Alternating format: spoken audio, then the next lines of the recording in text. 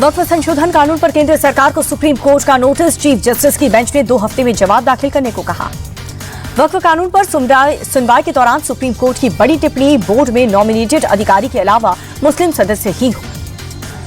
Chief justice of India बोले, वक्फ कानून पर आज कोई आदेश नहीं। याचिकाओं पर कल दोपहर 2 बजे के बाद फिर सुनवाई होगी।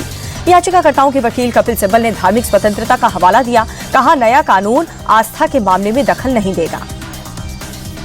सुनवाई के दौरान कपिल सिब्बल ने जामा मस्जिद पर खतरे का जिक्र किया। सीजेआई बोले, जामा मस्जिद जैसी इमारतों पर असर नहीं होगा।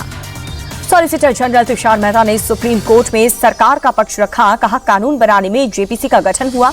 व्यापक रायशुमारी और विचार विमर्श के बाद ही संसद में बिल लाया गया।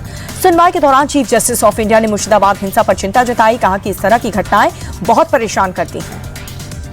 गुजरात में राहुल गांधी का बड़ा बयान। बोले कि अब हम पार्टी में रेस के घोड़े और बारात के घोड़े अलग कर रहे हैं। रेस के घोड़े को ही दौड़ में उतारेंगे। राहुल बोले कि अब टिकट बंटवारे में स्थानीय लोगों की अनदेखी नहीं होगी। हमारा कैंडिडेट ऊपर से नहीं आएगा। कार्यकर्ता ही कांग्रेस पार्टी का असली ताकत। पंजाब हरियाणा हाईकोर्ट ने कांग्रेस नेता प्रताप सिंह बाजवा की गिरफ्तारी पर फिलहाल लगाई रोक। पंजाब में 50 बम आने के बयान देने वाले मामले में बाजवा की याचिका पर सुनवाई हुई। बाजवा को इस बारे में प्रेस स्टेटमेंट जारी करने पर हाईकोर्ट की रोक।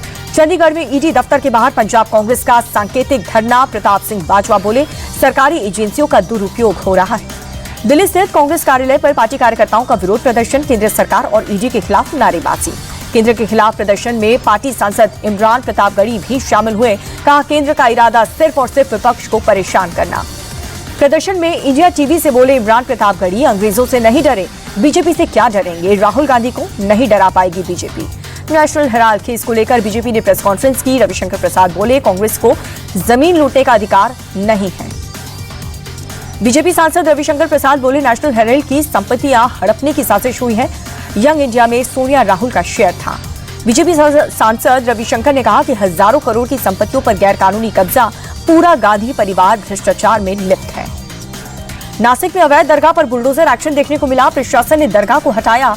कल रात दरगाह हटाने पर जम करके हुआ था बवाल। नासिक में अवैध दरगाह पर बुलडोजर एक्शन के बाद मलबे को हटाने में जुटी है नगर पालिका की टीम। अब तक 15 लोग हिरासत में लिए गए।